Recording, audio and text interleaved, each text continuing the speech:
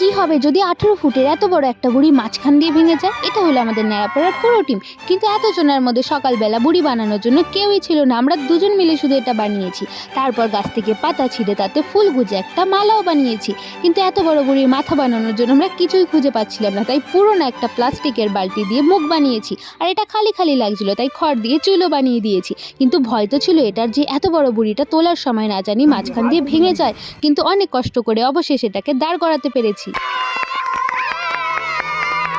এরপর বাকি দুটো বুড়িও পাশে দাঁড় করে দিয়েছি। হ্যাঁ, এগুলোর মাথা নেই, কেননা মাথা বানানোর জন্য আমাদের কাছে আর কিছুই ছিল না। তারপর পকু পণ্ডিতকে দিয়ে পুজো দেওয়া করিয়ে অবশেষে বুড়িতে আগুন ধরিয়েছি।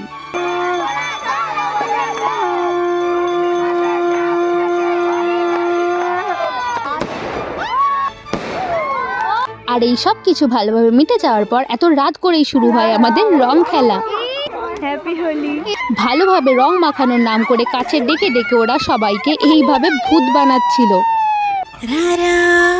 আর যে কাছে আসছিল না তাকে বলদ বানিয়ে কাছে এনে রং মাখাচ্ছিল। আর তারপর শুরু হয় আমাদের নাচ। আর এর মধ্যেই পুকুর গায়ে ভূত ঢুকে যায় আর ও পায়েলের ঘাড় মটকে দেয়।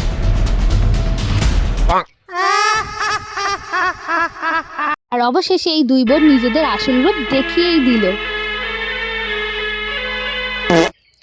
এরপর মনে পড়ে যে আমরা তো আলু বেগুন পোড়া দিয়েছি, কিন্তু আমরা আসতে এত দেরি করি যে এই টমেটো বাদে বাকি সব পুড়ে যায়। এবার তোমরা দেরি না করে তাড়াতাড়ি সাবস্ক্রাইব করো।